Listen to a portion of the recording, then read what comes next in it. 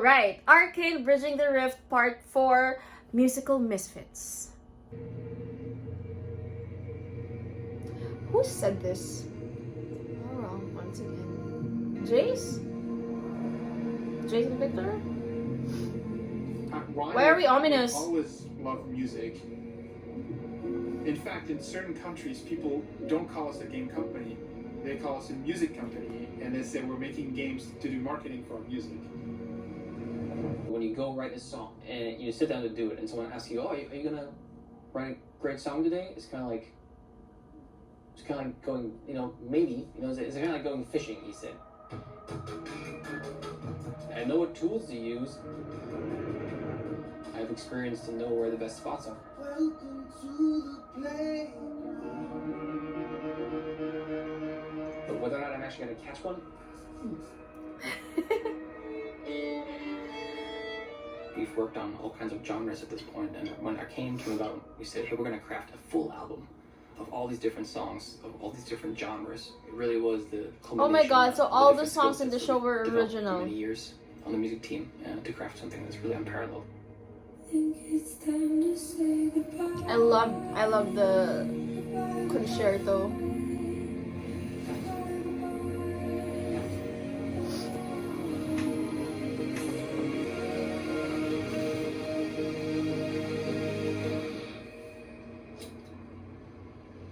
Welcome to my studio in North Hollywood. This is where we make some of the music for Arcane. Follow me. So we're going for an incredibly messy aesthetic of gear everywhere. We don't invite people over. You're the first human beings I've seen or invited here in years. We prefer dark, no windows. I know, love man. This space so much. It's the first time I've been able to have like an actual piano. I've got the most important instrument of them all, obviously. The French horn here. Everything I do is just French horn, and then I'll just auto-tune it to sound like other instruments. It's a whole trick to learn in school. Just kidding, I'm way in debt for my college loans. What made Seaver really, really special is that he's not only extremely talented at writing melodies, for pop vocals, but also he's a classically trained musician. He went to Juilliard as a French horn player, and when that career failed, he became a really successful pop artist.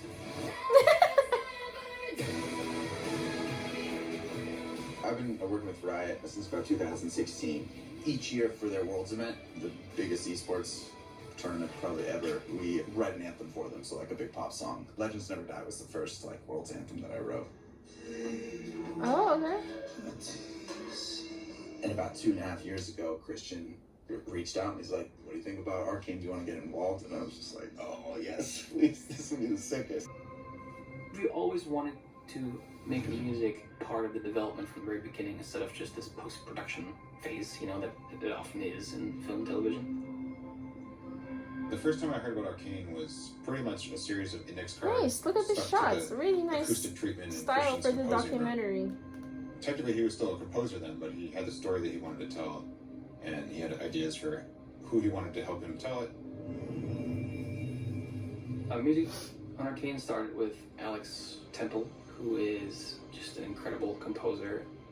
But at that point, I hadn't done any longer form narrative work. It has a pentatonic scale. You can affect the pitch by, bending. Okay.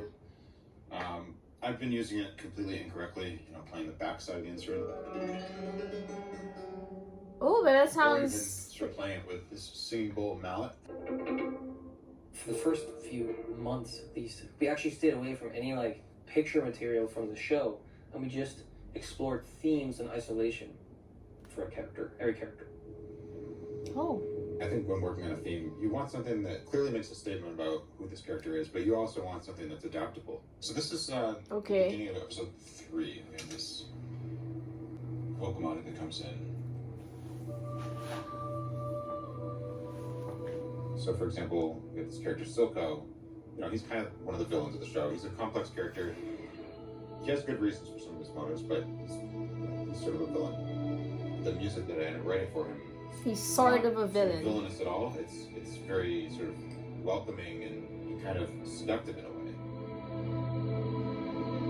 We really wanted to have just melodies, for characters. You should feel like you remember this character in this moment when you hear this melody.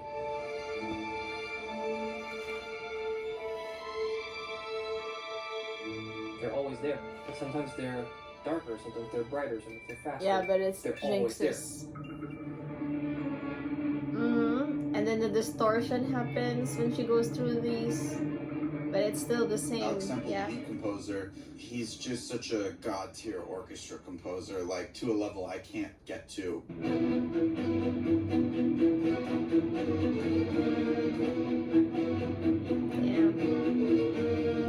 It's funny because I was a French horn player growing up, and so I listened to just all this Mahler and like Bruckner and all these people, and so I thought I was obsessed with it. And then I talked Mahler with him, and he's just like, "Oh, the specific recording of George Schulte from 1975. I prefer the third movement versus the Bernstein." All right, we got the nerd contest. It's funny. I like him. This one! This is beautiful.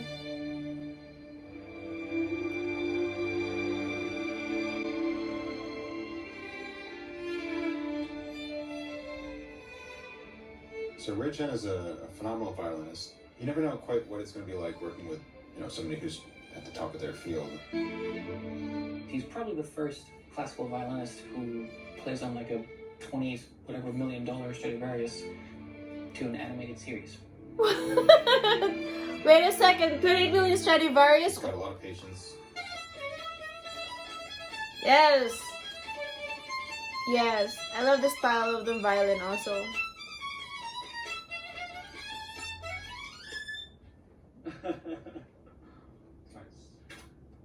Look at him. Look at him. Oh shit! That was This horrible. My thing. God. Yes, who's the composer who composed it? We're approaching the finale of the first season. It's getting very dramatic for all of our characters. This is a cue that's based on the theme of the character Victor.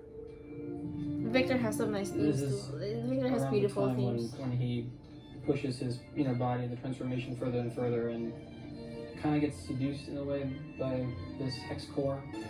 And there's kind of like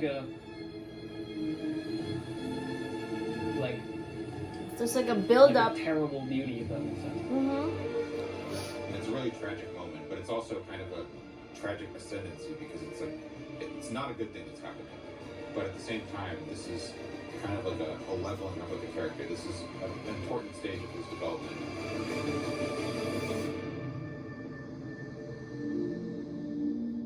I don't know if someone I've can been answer doing me, but orchestra stuff with Alex Temple for about if 2.5 you do like years. And a it whole was piece only for 1 a year long ago form, we were is like, it always in the let's same do a, scale? 11 full song pop soundtrack Same to go key? with the show. There's a girl in town, and words on her back, she's just fine. We knew that we also wanted to create these special moments in every episode. Yeah. The editors and the directors of our team tried to find a moment where the music can actually take over and be in the spotlight. Sebastien is like ultimate homie for me. I remember in this interview, we always asked him, like, what kind of song would you make for this character, for that moment? And he would always just go, I don't know. So we were like, we don't know if he's the right guy for the job. And then you just start hearing the songs, and all of a sudden, you're just blown away. He's the kind of person that just does, but doesn't talk about it. I mean, it's hard to Well, talk he's the about banger lass. music. Like, Or all the bangers are made. The purpose of the song is for a scene, is for the story. yes. I love it also. Unlike other movies and shows that might have just like a standalone incidental soundtrack of pop artists, we actually wrote these to picture the way that you would score something. I love it.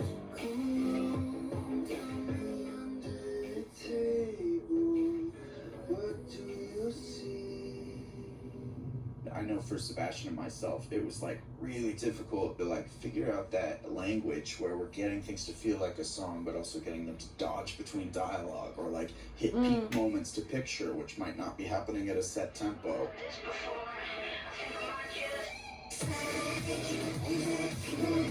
So it's like, oh my god, this one they made I think this. so much in what we do with the songs, you can kind of find parts of the world as well.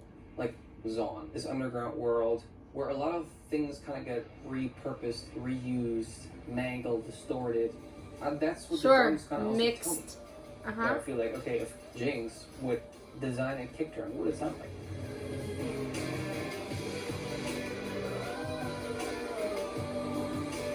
When we worked with B. Miller, she had recorded some really amazing improvisations. Like this for example, is...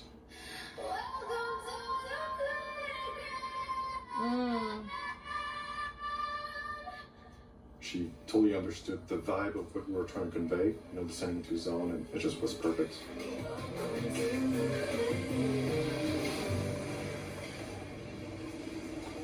My dream was that we could kind of write the songs early enough so we could even still edit. If they want to make music with you, make these songs, and they say, oh, cool, that's awesome. When do they go out? And we would tell them, like, oh, in 2 years. And they would go, oh, never mind.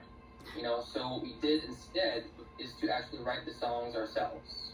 And then bring on the artist to kind of like, you know, either just sing it or find their version of it. I like this one. Funny enough, we didn't even initially think about Woodkid for this song. We had him for a different one, and he happened to hear this demo and went, oh, let me do that one instead. I like that. I like this one. It was the greatest thing I could have ever had. I like how it goes to the This was like sort of an minor. action-y piece when I had first written it, and then he turned it into the most chill-inducing string thing I've ever heard. Yes. But yeah, so like it always just starts here, and then you never quite know what it's gonna end up being. This was a fun one The big too. one was the Jinx Echo Effect in episode 7.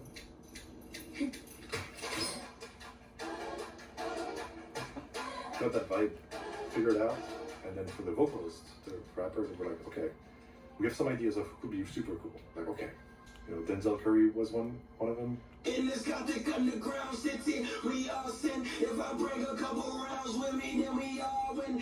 Jizzle was another one. Just might kick your butt, go run them up, then paint my nails. Never learned to raise my hand, was too busy raising hell. And Brenjo, he sent this demo that was kind of sounded like a female vocal. I was like, oh, that's a really cool, catchy kind of chorus part.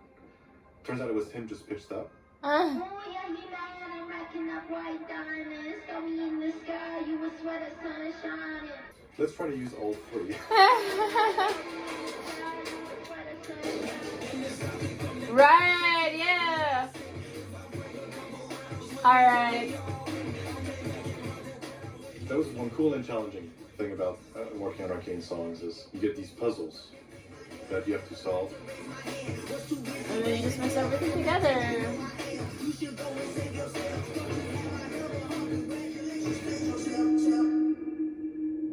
Working with Christian is pretty special because he's a musician. That's also another great thing about him is that he's not going to waste time. If it's not great, he'll tell you. He'll tell you right away, yeah, it's not working. Can you play the 57, just solo it real quick? I just want to hear it because I don't know if the aux track always makes me feel like it's more convoluted than what it actually is.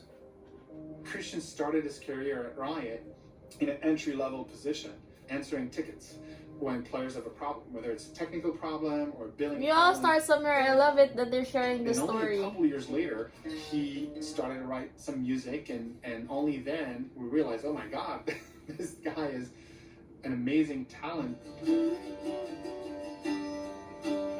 Christian, you know, the first time I met him, he came onto campus, very quiet, very unassuming, other than, of course, the neck tattoo. And you know, I'm like, so, you know, tell me, what jobs have you worked? What have you done prior to coming here? And he's like, oh, well, you know, I did some music. You know, I was in a band, I traveled around Europe, doing some tour kind of stuff. I was like, don't care, how well will you serve the players? It took me a little while to realize that he was, in fact, a big deal. He told me the biggest audience he played in front of was like 100,000 people. Christian's a freak because he gives us feedback like, no, the cello needs to be an octave lower and it needs to be this dynamic. Like, he just knows how to speak music. This is my favorite Christian feedback. When I released my album, I had one song that I was like super into, and I'm still really happy with it, but I just remember Christian was like, and Christian liked it when I was working on it, and then he heard the final, he's like, it sounds unfinished. You know, you gotta break them before you can build them up. Yeah. So this is a bit of a Hail Mary just to kind of say that we couldn't really figure it out, and so someone had recommended Paris, you know, just because she has a really cool sound, and then we just kind of went, maybe we should just let her do her thing. We're just kind of opening it up for the first time.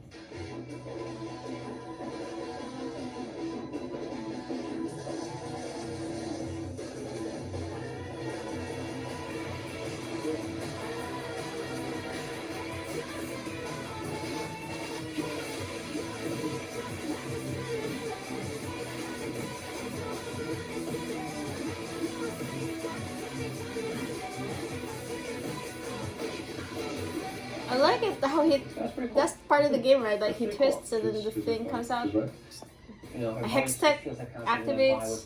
The attitude's really, really fun. She even has like the shaved side. Ah, true, that's true. I was like, she kind of is why. And then of course, big finale.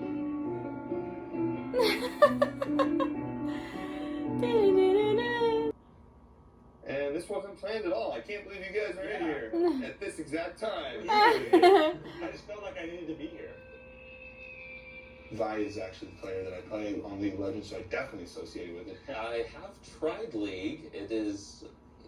I am a simple man. We've pretty much certainly been... We have definitely been late on stage in front of tens of thousands of people, maybe hundreds of thousands of people, because we were finishing a ranked League of Legends game. Yeah. And we didn't want to get banned. Oh, you get... I love Ryan. We've worked with them for a long time, and we've been a part of the community for years. It was enough that I understood the dynamic and play with, you know, his sisters and Vi and Jinx. So question, in the game, are Vi and Jinx really sisters, or? You know, as far as enemy goes, I think there's a lot of times in people's lives where you just feel like alone, or you feel isolated. And that song is written in isolation and feeling kind of you against the world. Searching to behold stories in a told on my backwards to the world, smiling when I turn. The greatest, but once you turn, they hate us. I didn't realize the vocalist was huge. My enemy. So you guys told me I should check out the music video for Enemy. I mean, after watching the whole series, let me know if I should make a reaction for the music video. I'll never be the same.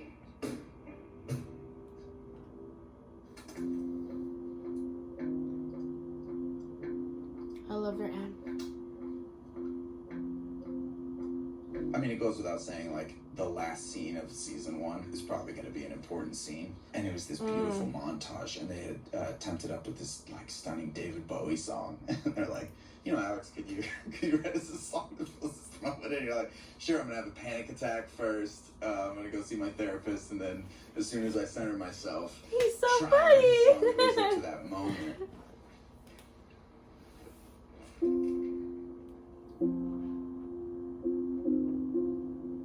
Yes, this haunting melody. My God. Of just like the anthem of the world ending, sort of, or the world starting to end.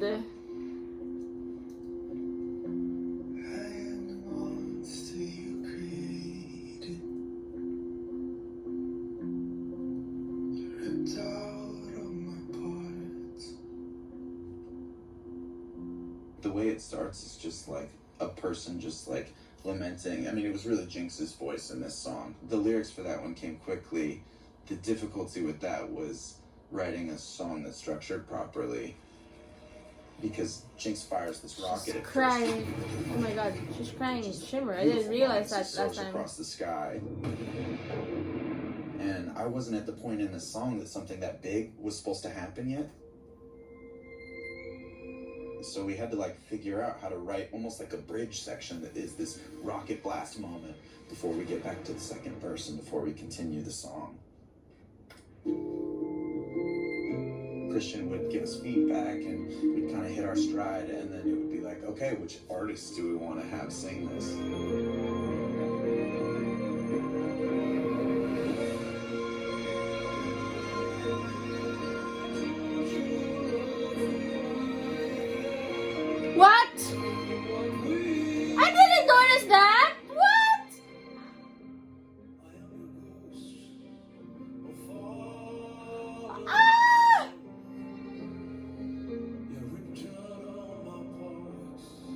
Sting was at the top of our list. I mean, it's pretty convenient to be like, oh, we'd love to have Sting. Like, oh yeah, would you? But we had him there, and we were able to talk to him about it and get him into it and show him his sequence. Oh my god, I And he didn't was even just really recognize generous, his and it did voice. exactly what we had hoped, which is just elevate it. I'm sure it was into recognizable, this but a lot of moment that people is sound kind like of him. above everything else. Like when you hear Sting's voice enter, you're just like, is that Sting?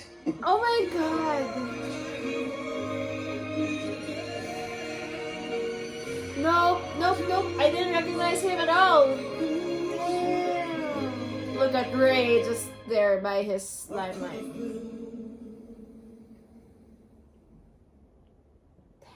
You know, it's funny because you work on these moments for so long until you actually, like, when you think, oh my god, this is going to be amazing. But you just don't quite know until you actually see everything done. And you just have that feeling for like 2 or 3 years where you go, I think it's going to be amazing, but I'm not quite sure. And you just kind of have to wait because you just, you know, does the music come together? Does it have that kind of magical touch? You know, like, does the storytelling come together? Does the acting kind of come together? I'm curious to see how it will go when this show hits all the platforms so people can watch it and it's released, and how it'll go for our League audience, you know, and also kind of like the general audience. A League audience, they will certainly tell us how they feel. Did you guys say it? It's pretty scary to know that you're working on something that really cannot fail. You know, like that's not an option. And so it just makes you question everything.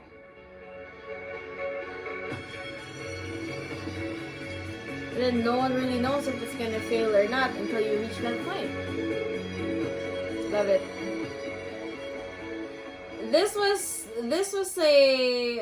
was a music episode, and I'm really glad for Christian how, you know, he started out as a musician first and started out at like, what is it, like answering questions for Riot at that time. So I love how, you know, as he went up the ranks, he found a way to really put in his other passion. And I think, I really don't know why it's becoming more of a professional after show discussion, but I just love how, you know, if you have other things that you're passionate with or you're passionate on, some of us are extremely lucky to do both for work. So I think it's really well done. It's kind of like a character study also on the Christian type, you know, like towards the end where he says that you cannot fail.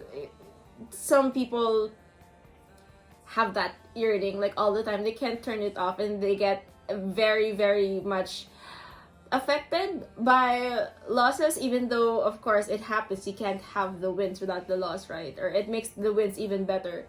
But yeah, I am so maybe because this is the 4th episode, I will say again, I can't wait to do something or restart some more projects after watching this. Thanks you guys for the recommendation. I'm gonna see you in part 5.